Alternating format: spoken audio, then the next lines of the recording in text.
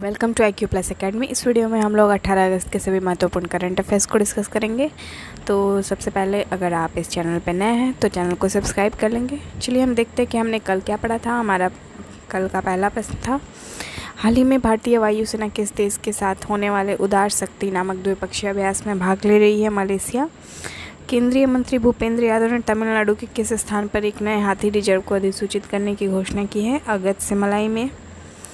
Next है, महिला IPL का पहला संस्करण कब आयोजित किया जाएगा? इसे मार्च 2023 में आयोजित किया जा रहा है। हाल ही में विभाजन विभेद स्मृति दिवस को 14 अगस्त को मनाया गया है। स्वतंत्रता दिवस 2022 के शुभ अवसर पर कितने पुलिसकर्मियों को पदक से सम्मानित किया गया है? पुलिस पदक से सम्मानित किया गया है। तो गाइज ये 1082 पुलिसकर्मियों को सम्मानित किया गया। हाल ही में किस राज्य सरकार ने अपने तटों की सुरक्षा के लिए राष्ट्रीय समुद्री प्रौद्योगिकी संस्थान के साथ समझौता किया है? ओडिशा के द्वारा। निम्नलिखित में से कौन सा देश हाल ही में ओमिक्रॉन वेरिएंट के लिए वैक्सीन बनाने वाला पहला देश बन गया है? ये ब्रिटेन है। हाल ही में किस देश ने देश में आने वाले पर्यटकों के लिए लंबा वीज़ा जारी करने का फैसला लिया है? श्रीलंका के द्वारा। देश के 76वें स्वतंत्रता दिवस के अवसर पर किस नाम की स्वदेशी तोप से पहली बार तिरंगे को सलामी दी गई है? तो ये advance towed artillery gun system से दिया गया है और ये पहला बार है कि किसी स्वदेशी तोप से तिरंगे को सलामी दी गई है। रामस्थल सूची में भारत की डैश और आर्द्रभूमियों को जोड़ा गया है? 11 आर्द्रभूमियों को जोड़ा गया है।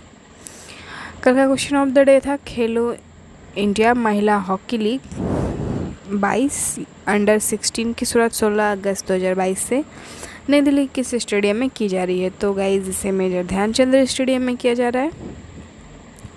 बेडिंगटन बैटल डे हर वर्ष अगस्त में किस तिथि को मनाया जाता है? ये 16 अगस्त को मनाया जाता है। वेलिंगटन डे क्यों मनाया जाता है? देखिए, वेलिंगटन बैटल डे जब अमेरिकी क्रांतिकारी युद्ध चल रही थी तो इस दौरान वेलिंगटन की एक लड़ाई हुई थी जिसमें कि ब्रिटिश सेना को अमेरिका और वारमोंट की बलों ने जो भी फोर्स थे उन्होंने काफ़ी बुरी तरह से हराया था। तो इसी को याद करने के लिए इस दिन को मनाया जाता है। और ये युद्ध कब हुआ था? 1777 में। चलिए आज के प्रश्नों को देख लेते हैं। आज का हमारा पहला प्रश्न है, हाल ही में यूनेस्को किंग सेजोंग साक्षरता पुरस्कार 2022 के लिए किसे चुना गया है? यह पुरस्कार अभी हाल ही में दिया गया है कलिंग सामाजिक विज्ञान संस्थान भुवनेश्वर। तो गाइज यह जो पुरस्कार दिया जाता है वो मातृभाषा में आधारित बहु शिक्षा कार्यक्रम के लिए दिया जाता है। कलिंग सामाजिक विज्ञान जो संस्था है वो आदिवासियों के लिए विश्व का सबसे बड़ा आवासीय संस्थान है और यह 1993 में आवासीय आदिवासी स्कूल के रूप में शुरू किया गया था और 2017 में एक डीम्ड 2V विश्वविद्यालय भी बन गया था। अगर हम बात करें यूनेस्को किंग सेजोंग साक्षरता पुरस्कार की तो इसको सबसे पहली बार 1989 में दिया गया था और इसे कोरियन रिपब्लिक ऑफ कोरिया के द्वारा दिया जाता है और इसको फंडिंग भी उसी से की जाती है। इसमें जो भी विजेता होते हैं उनको एक पदक दिया जाता है, डिप्लोमा दिया जाता है और $20,000 भी दिए जाते हैं। इसे क्यों दिया जाता है? तो सेजोंग महान के सम्मान में इसे प्रदान किया जाता है और इन्होंने ही कोरियाई वर्णमाला हंगुल को बनाया था। साक्षरता के क्षेत्र में महत्वपूर्ण योगदान के लिए यह अवार्ड दिया जाता है। नेक्स्ट प्रश्न है, हाल ही में किस नेता के लंदन स्थित घर को ब्लू प्लैक से सम्मानित किया गया है? दादा भाई नौरोजी के घर को सम्मानित किया गया है, the great old man of India. तो गाइज जो 19वीं सदी थी ना, उसके जो 8 साल बचे हुए थे उस टाइम में ये वहीं रह रहे थे। तो जो भी इंग्लिश हेरिटेज चैरिटी है वो लंदन में पूरे ऐतिहासिक स्थलों को सम्मानित करती है। तो इसी तरह से दादा भाई नौरोजी के घर को भी ब्लू फ्लैग से सम्मानित किया है अभी हाल ही में। नौरोजी ने इंग्लैंड की 7 यात्राएं की और 3 दशक से भी अधिक समय यानी 30 साल से भी ज़्यादा टाइम तक के लंदन में रहे थे। और जो यह ब्लू फ्लैग दिया गया है वो 75वें वर्षगांठ के अवसर पर इनको दिया गया है, इनके घर को। दादा भाई नौरोजी के द्वारा 1866 में लंदन में ईस्ट इंडिया एसोसिएशन की स्थापना भी की गई थी। इन्हें भारत के ग्रैंड ओल्ड मैन और भारत के आधिकारिक राजदूत के रूप में भी जाना जाता है। इसके द्वारा इनके द्वारा कुछ थ्योरीज भी दी गई थी, प्रिंसिपल्स, जिसमें से आर्थिक निकास या धन निष्कासन का सिद्धांत काफ़ी इम्पॉर्टेंट है। अब हम देखते हैं नेक्स्ट प्रश्न को। हाल ही में किस प्रदेश की सरकार ने ग्राम रक्षा कार्ड योजना 2022 के निर्माण को मंजूरी दी है? तो जम्मू कश्मीर की गवर्नमेंट ने इसको मंजूरी दी है अभी हाल ही में। चलिए आगे देखते हैं।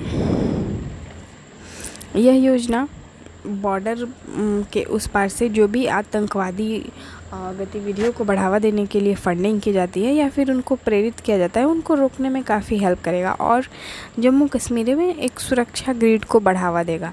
इसको 15 अगस्त 2022 से स्टार्ट कर दिया गया है और ऐसा माना जा रहा है कि काफ़ी पॉजिटिव इफ़ेक्ट भी पड़ेगा इससे। इस योजना का मेन उद्देश्य है कि सेल्फ डिफेंस के भावना को लोगों में पैदा करना और जो भी सीमा से लगे हुए गांव हैं उन्हें स्वयंसेवी सशस्त्र नागरिकों के एक छोटे समूह में संगठित करना है। नेक्स्ट प्रश्न है, हाल ही में नेटग्रिड के नए मुख्य कार्यकारी अधिकारी या सीईओ के रूप में किसे नियुक्त किया गया है? पीयूष गोयल। यह एक हम देखें तो 1994 बैच के आईएएस अधिकारी हैं और इन्हीं को नेटग्रिड का एक नया सीईओ नियुक्त किया गया है। केंद्र सरकार ने इनके 26 अन्य अधिकारियों को अतिरिक्त सचिव के रैंक से तैनात करने का आदेश दिया है। चलिए नेक्स्ट प्रश्न, नेक्स्ट अगर इसके आगे देख लेते हैं तो नेटग्रिड का मतलब क्या है? राष्ट्रीय खुफिया ग्रिड।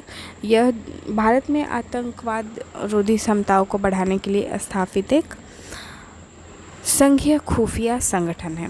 इसका गठन कब हुआ था? 2009 में और इसका मुख्यालय न्यू दिल्ली, भारत में। आई थिंक इंडिया में जो भी इम्पॉर्टेंट चीज़ें हैं ना, वो बहुत सारी चीज़ों को याद करने की ज़रूरत नहीं है कि उनका हेडक्वार्टर कहाँ है, क्योंकि ऑटोमेटिकली सबको पता है कि ये मेनली दिल्ली में ही स्थित होता है।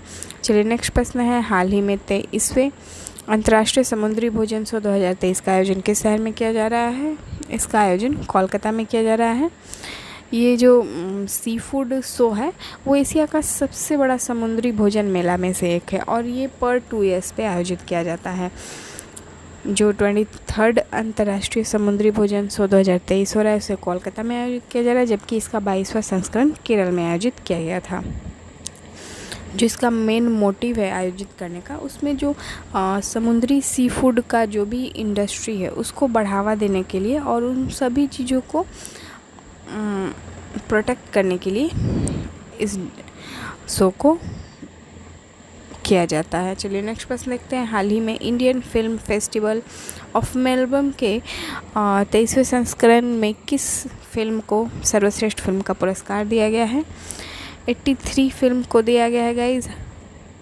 और हम सभी को पता है कि रणबीर सिंह इसमें हीरो थे और इसके लिए इनको Indian film festival of Melbourne में बेस्ट एक्टर का भी अवार्ड दिया गया है। यह ऑस्ट्रेलिया में पर ईयर आयोजित की जाती है। इस फेस्टिवल में शेफाली शाह को बेस्ट एक्ट्रेस का अवार्ड भी दिया गया है। साथ ही सुरजीत सरकार को सरदार उधम के लिए और अपर्णा सेन को द रेपिस्ट के लिए बेस्ट डायरेक्टर का पुरस्कार भी दिया गया है। नेक्स्ट है, हाल ही में ऐतिहासिक जलवायु परिवर्तन और स्वास्थ्य देखभाल विधेयक पर हस्ताक्षर किसने किया है? तो गाइज ये जो बाइडेन ने किया है। अभी हाल ही में अमेरिकी राष्ट्रपति जो बाइडेन के द्वारा अभी हाल ही में जलवायु परिवर्तन और स्वास्थ्य देखभाल विधेयक पर हस्ताक्षर किया गया है। यह काफ़ी इम्पॉर्टेंट विधेयक है क्योंकि इसके माध्यम से दवाओं की कीमत पे कमी की जाएगी और साथ ही जो मेडिकेयर लाभ है उसको बढ़ाया जाएगा।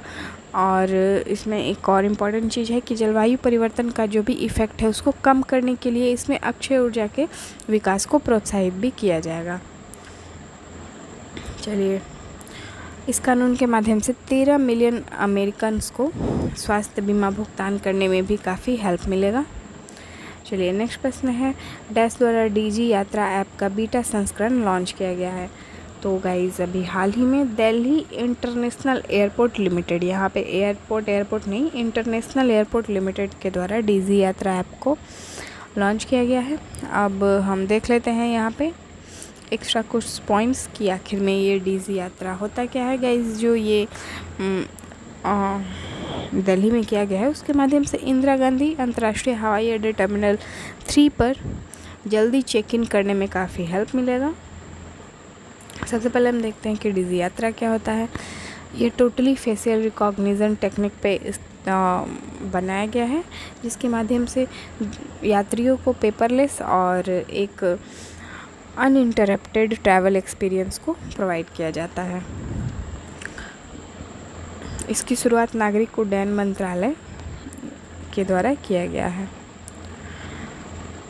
नेक्स्ट प्रश्न है, हाल ही में बिहार के मुख्यमंत्री ने डैश बार मुख्यमंत्री पद पे शपथ लेने के बाद अपनी मंत्रिमंडल का विस्तार किया है। तो 8वीं बार शपथ ली है नीतीश कुमार जी ने। चलिए, विधायिका के 243 सदस्यों के आधार पर बिहार कैबिनेट में 36 मंत्रियों के लिए जगह है, जिसमें से 31 मंत्रियों ने 16 अगस्त को ही शपथ ले लिया है। आरजेडी से 16, नीतीश कुमार की जेडीयू से 11 और कांग्रेस से 2, और जो पूर्व मुख्यमंत्री जीतन राम मांझी हैं उनकी हिंदुस्तानी अवामी मोर्चा सेकुलर से 1 उम्मीदवार था। नीतीश कुमार के जिम्मे क्या क्या है, गृह मंत्रालय है, सामान्य प्रशासन है, कैबिनेट सचिवालय, चुनाव विभाग, ये सारी चीज़ें नीतीश कुमार के जिम्मे हैं। और तेजस्वी प्रसाद यादव के जिम्मे स्वास्थ्य, सड़क निर्माण, शहरी विकास और ग्रामीण निर्माण विभाग शामिल है। चलिए, देखिए, इसमें एक सबसे इंटरेस्टिंग बात है कि आरजेडी के नेता तेज प्रताप यादव तेजू भैया को पर्यावरण, वन और जलवायु परिवर्तन मंत्री के रूप में नियुक्त कर दिया गया है। चलिए, अब पर्यावरण का विकास बहुत अच्छे से होएगा। 9वीं भारत थाईलैंड संयुक्त आयोग की बैठक 17 अगस्त 2022 को डैश में आयोजित की गई है। तो जो यह बैठक है उसको बैंकॉक में आयोजित किया गया है।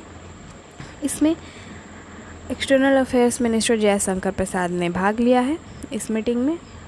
और थाईलैंड और इंडिया अपने जो भी डिप्लोमेटिक रिलेशन है उसका 75वां वर्ष मना रहे हैं इसमें।